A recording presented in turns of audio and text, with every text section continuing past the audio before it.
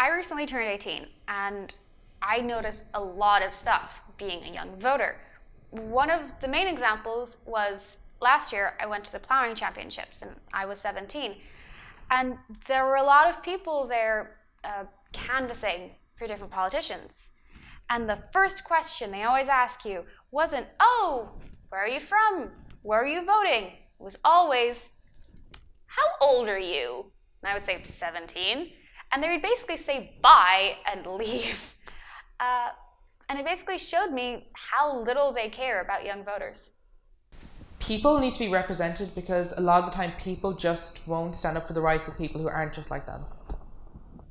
Homelessness disheartens a lot of people around the globe, but I think that we should use that anger, use that discomfort to push governments and show them that we care about our homeless people, that we care about those without homes, that we care about the homeless youth and everything that they go through.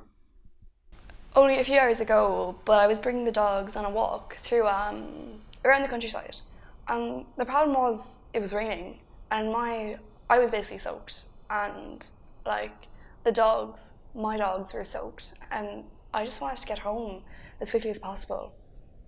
And that's the thing. It's just, home is just, like, you want to get back to your house if it's raining, or if it's freezing, or too hot, too cold, whatever. You just want to get there. It's just, home is a magical place in that regard. Like, as soon as I get home, I sighed in relief. I love my home. It makes me feel safe and secure. Everyone says to me when they come to our house that it doesn't just feel like a house, that it feels like a home. It feels like it's been lived in and experiences have been in there. And home is a lot to me. And when I have my own house, I want to do with it what my mother has done with her house, which is make it a safe space for anyone to come to. It's turned into kind of everyone's home. People are able to come into the house and stay in the garden. Even when I'm not there, if my friends want to come and sit in the garden and kind of escape for a while. We have a big ass garden. It's a beautiful garden. My stepdad's a gardener, so he's worked really hard as well to make it a safe space, to make it happy and comfortable and beautiful. It isn't just a house, it's a home. I just feel really safe and comfortable in it, and I have almost everything that I love in it. And part of my home is my apartment in Poland, and it's my granny's apartment, And I used to live there for the first 5 years before I moved to Limerick. And in that apartment, me and my brother, we had a room. And it was, but when we left, we left it almost identical to how it was. Well, we changed some things around, but it was kind of like this little time capsule of the past, of my childhood. And I always used to love coming back to it, but I'm really sad now because last year my granny decided to renovate, and I totally understand. It was too small, it was kind of cramped and cluttered, and we didn't really fit in it anymore. But I only saw the pictures, but now it's just completely blank. It's just kind of sofas, wardrobe, chair, and all my childhood memories are kind of gone. And I just kind of miss it, because it's I don't know what she did with all of her stuff. I hope she hasn't thrown it out or anything, because I don't know where it is. But it's kind of like this little place of just memories, and love is just gone, and it's never coming back. I used to take sing lessons in Riverbank, and so this one time I accidentally walked back to my old house, even though I wasn't living there anymore. And it was so strange just to see it and not be able to get into it. I don't know, it's so strange. It's just home to me is reading. There's a famous quote which reads, "Where books are burned, people are also burned." It's all in our understanding and empathy that binds us and brings us closer to one another.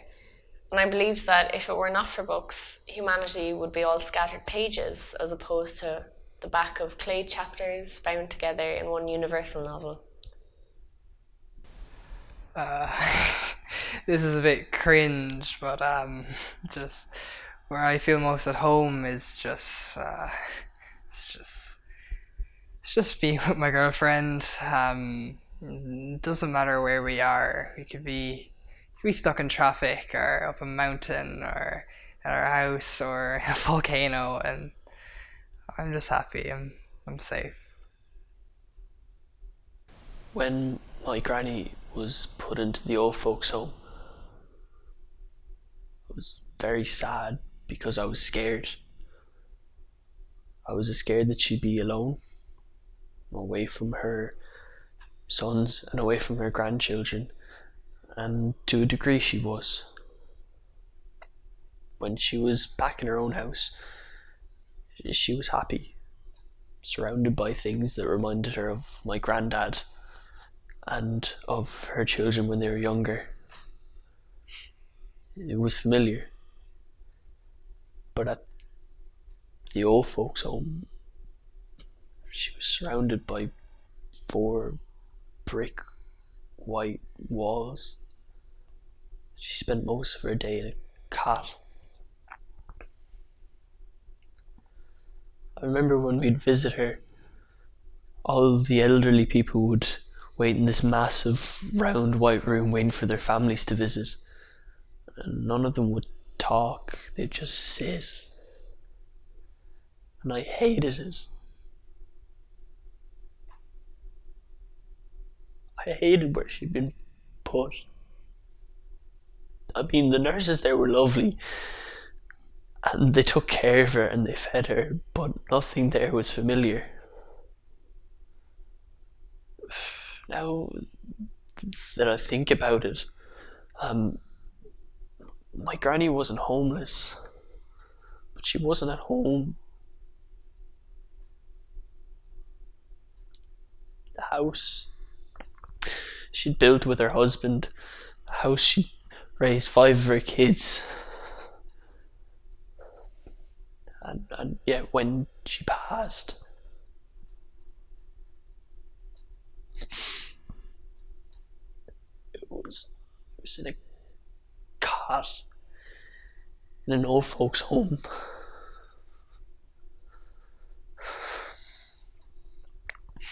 Sorry, I'm a bit teary. I'm just gonna take a moment.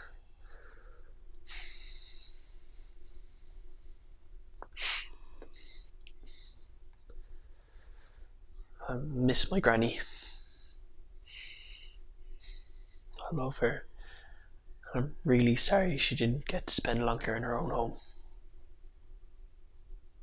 We were just about to go to sleep, and my grandfather, he nudges me and he's like, granddaughter, wake up.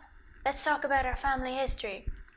So he shows me all of these like historical books that he's gathered and compiled, and just, my grandfather, he never went to college. I don't know if he got to finish the equivalent of the Leaving Cert in our country, but despite that, he was a very educated man, self-educated and very intellectual.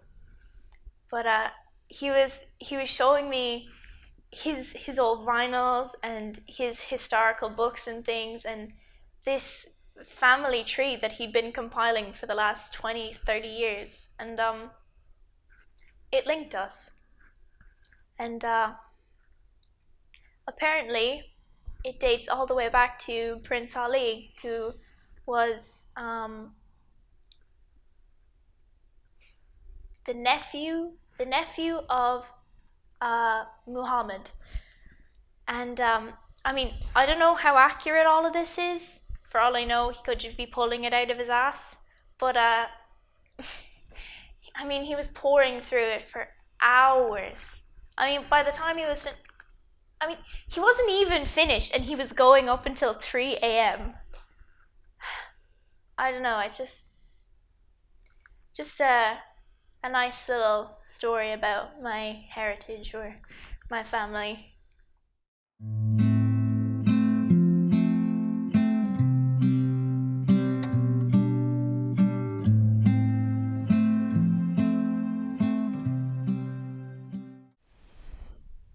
People's opinions of Ireland are based off this foot that we put forward, putting your best foot forward.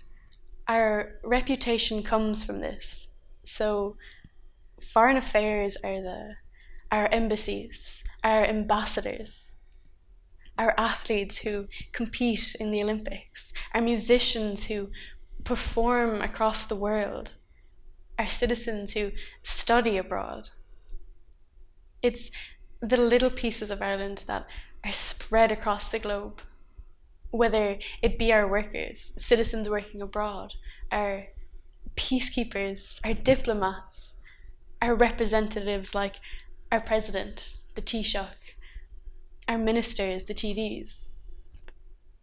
Due to us being such a small country, the only way we can have a global influence is by putting ourselves out there. So those 3 pillars, empathy, partnership and independence, are the ideals of our foreign policy. And they must be working because we won our seat on the UN Security Council. We have one of the longest unbroken partnerships in the UN as peacekeepers. We're known as mediators, as people who strive for peace and for communication between 2 sides. We're known as bridge makers.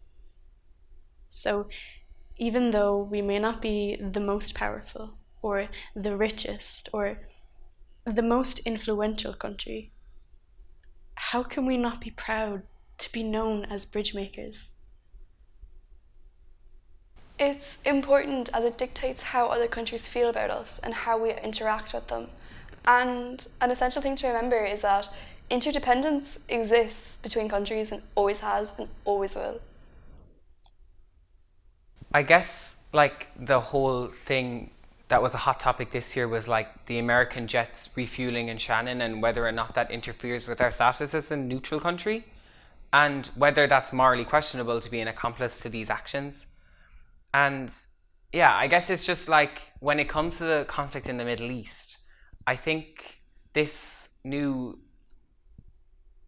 generation is kind of really uninformed, and I feel really uninformed and kind of ignorant about it because it's such a long and difficult thing to understand, and especially because the Iraq war started when we were all kids.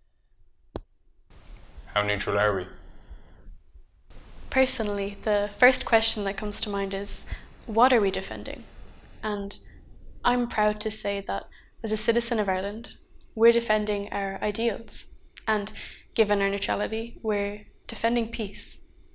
Our defence forces, or Óglaigh na hÉireann, have one of the longest uninterrupted presences as Peace Corps within the UN. We're known as the best mediators to go in during a conflict, or at the start of the threat of one. It's not a bad thing to be known for our ability to keep the peace. But my dad was with the Defence Force until he was almost 40. I'd remember when he'd bring us into the barracks to see Santa, and the big man would fly down in a helicopter, and my dad would explain that he was giving the reindeers a break for their big day. I think my dad left the army when my little brother was on the way. It was a good job, but the pay wasn't the greatest, and my mum was a teacher, so it was time for him to move on.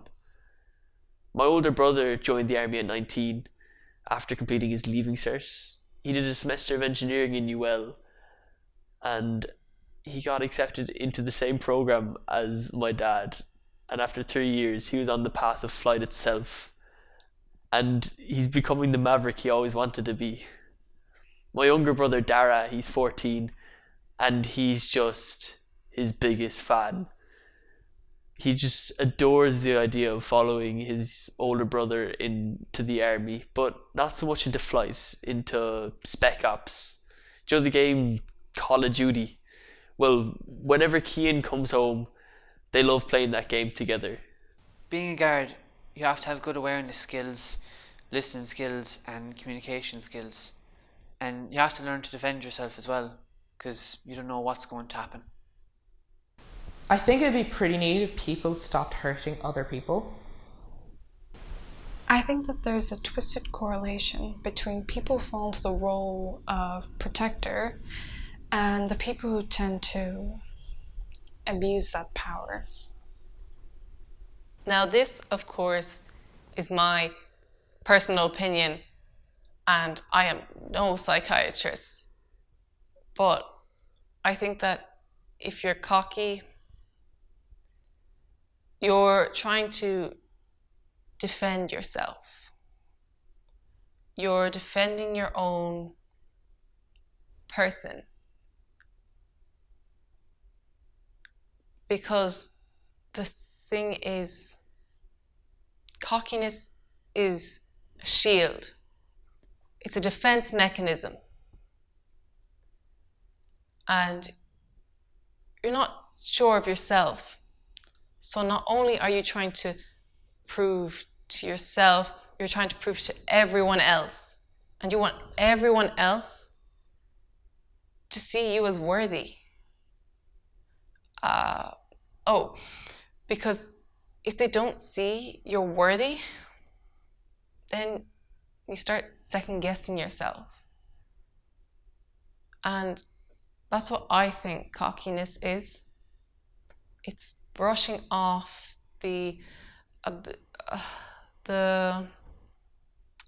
you're brushing off your problems. So you just don't have to second guess yourself. You don't have to sit down and say, listen, I'm going to get through this. Cockiness is a shield. That's my opinion anyway, on defense. My whole life, I was always like, oh, I can take care of myself, I'll be fine, I've never had an issue, nothing bad is ever going to happen to me. And one night I went out with my new friends. I'd only known them for a few days, and I got spiked by someone who worked in the establishment. That was the scariest moment of my life. The blame was put on me and how I was stupid because I didn't protect or defend myself. We shouldn't be teaching girls to defend themselves. We should be teaching boys to. It's just something I feel really strongly about, and I feel needs to be drilled into people a lot more. Is that we shouldn't teach girls to defend themselves. We should teach boys to not take advantage of girls when they're not able to defend themselves. I always thought that whole thing of women having to protect and defend themselves more than men wasn't true, because I thought that the same things happen to men happen to women, just happen to women a bit more. And then that happened. And I realized I was kind of kidding myself. And we do have to look after ourselves. But yeah.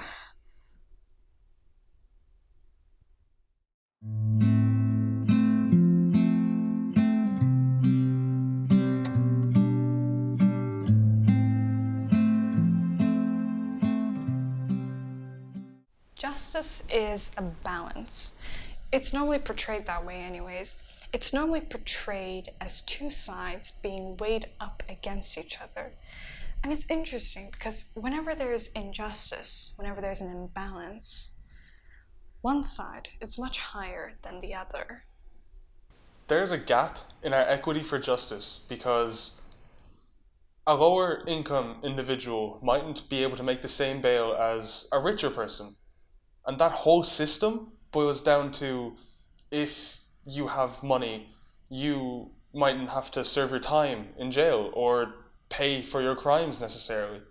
In Ireland, like, if someone does a serious crime like robbing or murdering someone, they'd only get 10 to 15 years.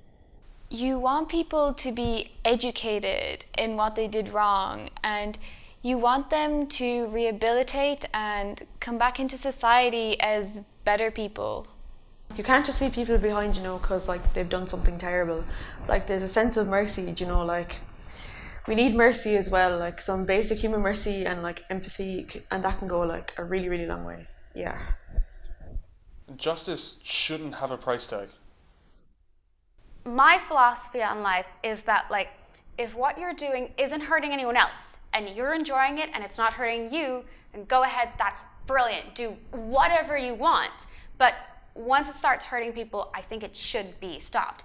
And in that way, I think that the legalization of drugs and sex work will prevent these things from hurting people, because either they can get the help they need because they're not considered a criminal, they're considered a patient, as they should be, or laws and different legislation can be brought in to keep them safe in their workplace. So, sex work is work, right? If you have bodily autonomy, everybody should be allowed to do what they want with their bodies, whether it be to get a tattoo or to use their body in a sexual way for money. That should be alright, shouldn't it? But there are still people out there who say, sex work is such a dangerous profession. But that's because it isn't legalized. And there are no protections in place for sex workers. So, you don't know if you're turning tricks, if the John you're about to get is just going to kill you afterwards. And that's been a problem forever, Sexually violent crimes aren't taken seriously enough. I know people, and they're too afraid to speak up about what happened to them, or that they won't be believed, or that their parents won't take them seriously enough. And they'll like brush it off and say it's not a big deal. From what I've heard, I've never personally experienced it myself, because I've never had to go to court for anything. so far. But from what I've heard, it seems to always depend on what the situation is. I mean, with rape cases, it seems to always be very biased against the women, who are usually the victims. Like, people make excuses for them like, well, you were married. Are you even sure it was rape? Or you were wearing such and such. So what? Whereas in the family court, the judges are biased against the father, the man in a heterosexual relationship. After being outed to my entire year for being bi, I went through a very rough patch in which a boy in my class slapped my ass every day for a year. I didn't tell anyone except my friends, in which hindsight, they realised how wrong it was. One of them even started crying because she thought she was a horrible person because she did nothing. She wasn't a horrible person. It's just everyone had the boys will be boys mentality, and that's why he got away with it. This boys will be boys mentality will ruin so many fucking lives. I was talking to my mum about it, and she remembers the exact moment when she found out about it, the Umma bombing. Like, a lot of people say that if you were alive at the time, you never forget where you were when you heard about 9/11. And I started thinking, I can't remember where I was when I heard about certain tragedies. Like the Manchester bombing at the Ariana Grande concert, the bombings in Paris, the truck that drove into the crowd in Nice, the attacks in Barcelona and Germany, the shootings in America. There's so many things that have happened that I couldn't tell you where I was when I found out about them. Which is something so small, but I think it speaks volumes in how we've become so used to hearing bad news. We expect the worst almost. And it sucks because black people and people of color have been abused and have been getting killed and have been discriminated against for so many years, and no one cared until now.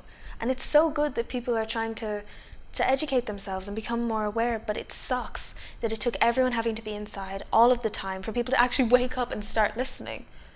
Like, when this isn't just a trend or something, you know, it's people's lives. It's people's lives. And it's innocent children's mothers, fathers, daughters, sisters, brothers being killed, and no one cared. And it's good. It's good. It's so good. But it's just sad that this is what it took us. You know, like this is what it took us. And this is to actually start listening, and it just really upsets me, to be honest.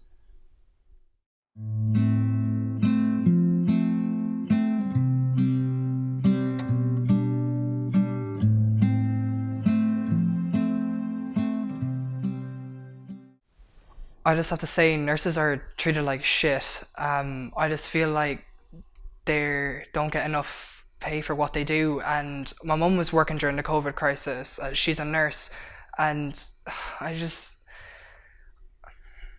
feel like nurses deserve to be paid more for their work and what they do. And yeah, I'm just really proud of my mum.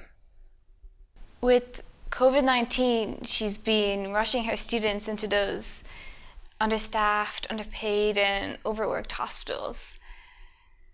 And there's days where I just want to sit down with my mom, talk to her, watch TV, just do things with her. But I can't, because most days she's working from 8 to 11 in the evening. I'm just sad for me that I can't have these memories with her before I go off to college. And I know there's millions of other people like that out there who have parents as paramedics or parents as surgeons and nurses and people who are working on call 24/7. It's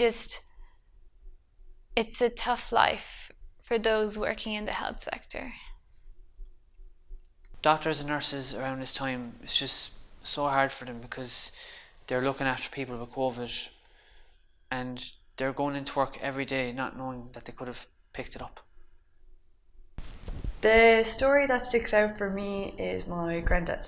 He was put into Milford Hospice in the last few months of his life, and it's just such a wholesome place and area, and he really got the best care that he needed in the last few months of his life. I found that, really wholesome and heartwarming, just how much they care for you even when they can't help you and they can't make you better. My mum and I, we went in thinking, this is going to be nothing. We might as well not even go to this appointment. It's going to be absolutely nothing. It'll be fine. But we definitely should go in just to wrap it all up. And we were sitting there and he was like, yeah, so here's the thing. You might have cancer. And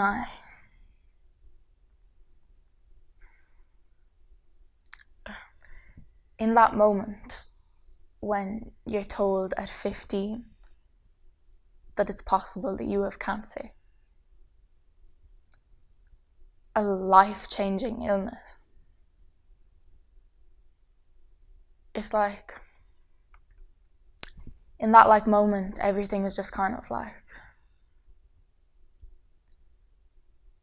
everything fits into the perspective of is this what it's all led to? Is this what my whole life has led to? And my mum and I, we were both completely silent. We didn't know what to do, we didn't know what to say. And the doctor, my mum was like, oh, but it's a low chance. And he was like, no, it's not a low chance. It was a relatively high chance. And I'd have to get surgeries and chemo and biopsies and, the works, to see if the, little tumour things were cancerous or not. And if they were cancerous, then we'd get chemo. And there was a very high chance of them being cancerous because of the position, my symptoms, my age. So, it's a little rough. It's been a year now, just over a year. It was March of 2019 when we got that news.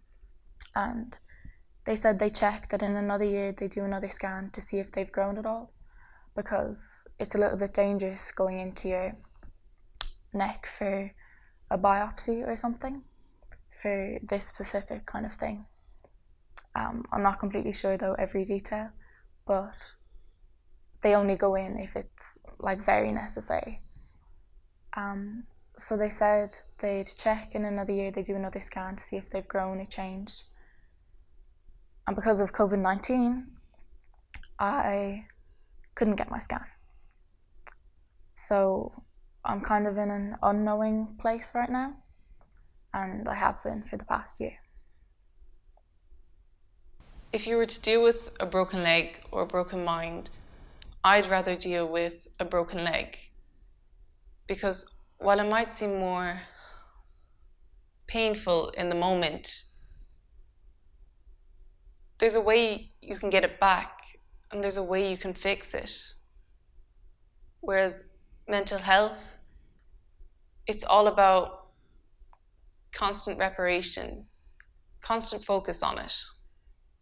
My anxiety started getting worse in school, So I decided to go talk about anxiety through the mental health services, which have been fabulous.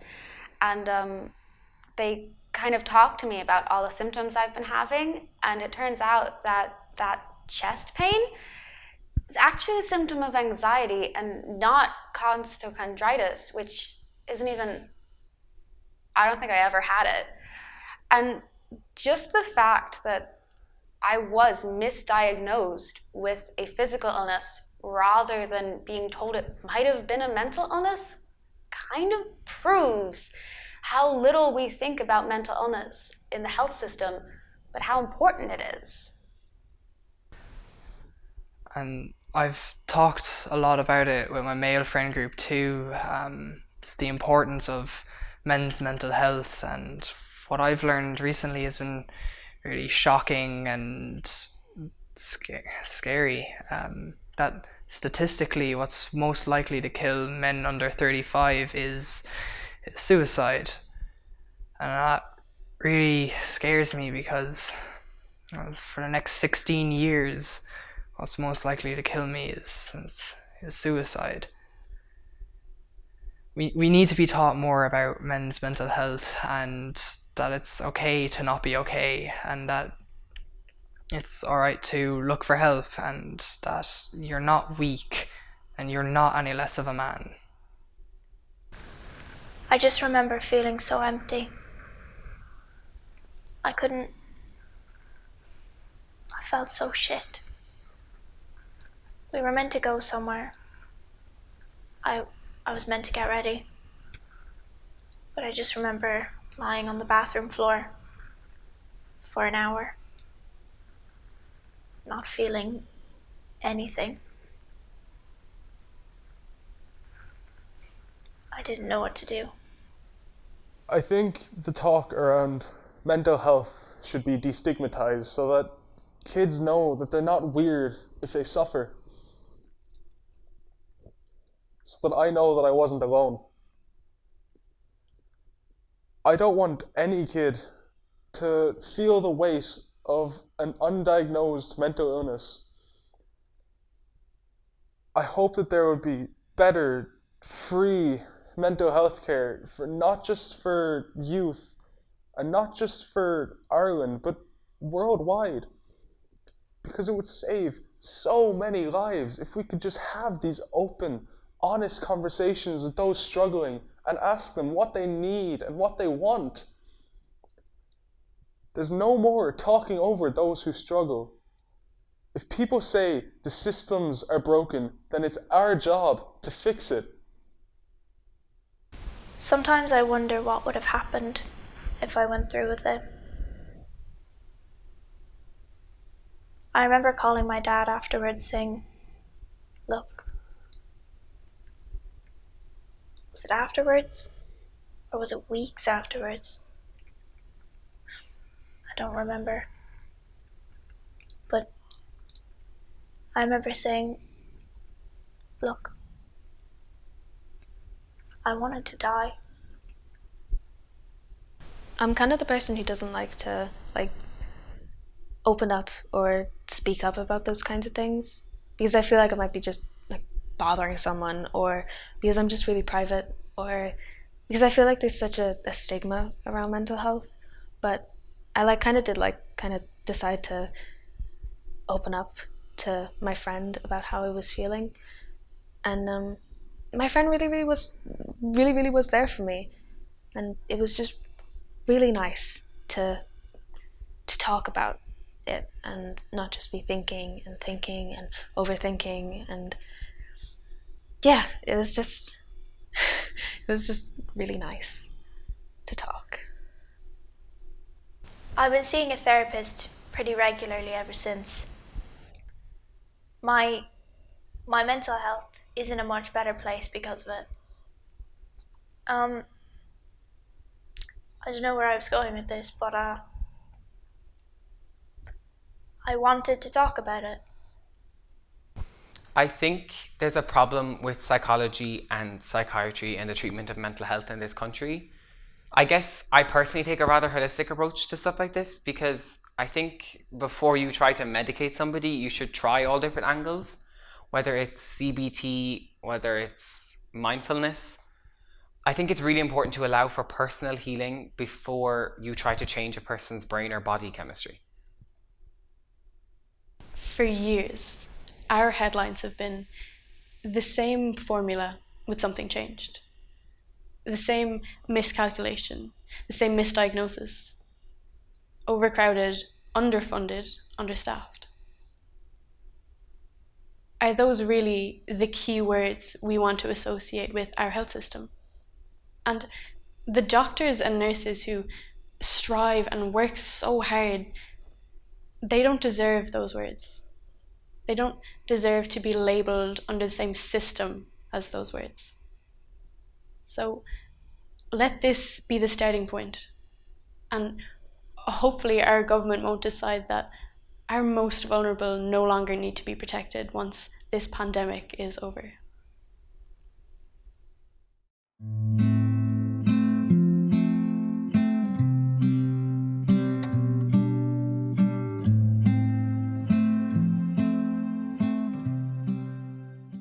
So the whole kind of theme of this was what makes a leader?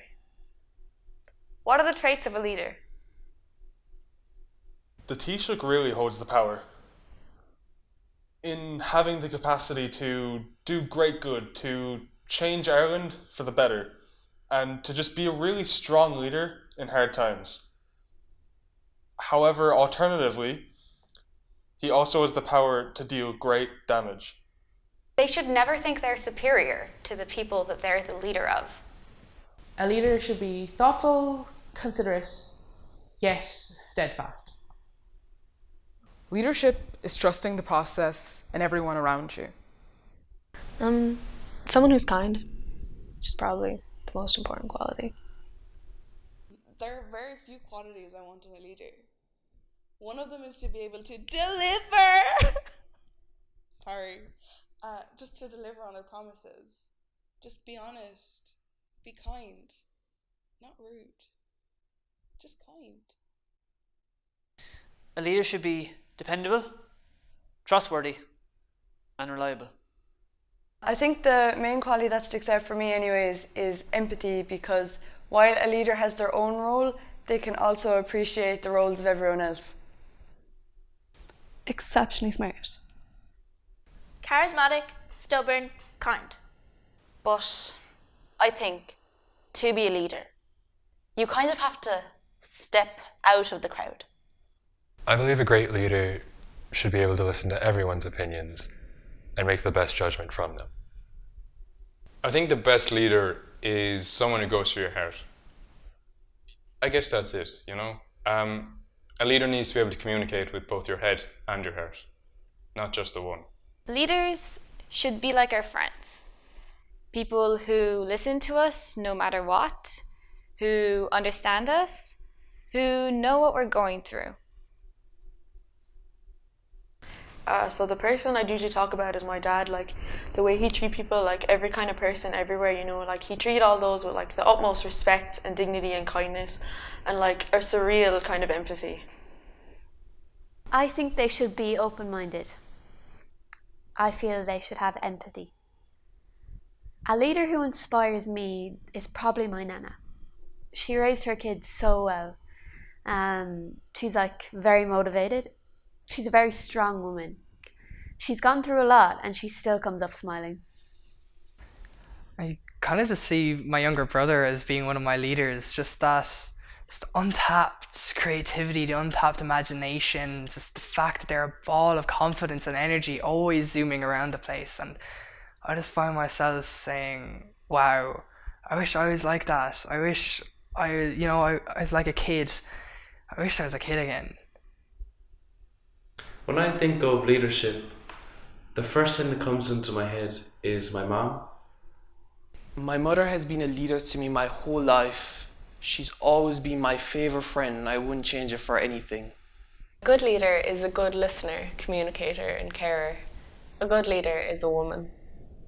I would like to see more female leaders who don't play the game of sucking up to men or behaving like men. I don't think women should have to change fundamentally, and I don't think women should have to change at all or behave differently to be taken seriously. And I think it goes very deep. So I think it's interesting how leaders change at different times in your life. Your parents are your leaders for a lot of it if they're present. Your teachers, your primary school, secondary, coaches, your grandparents, your aunts and uncles, brothers and sisters, directors. And there comes a time when you become a leader, when you become a parent. Maybe as you become older, you become their leaders and the roles are reversed.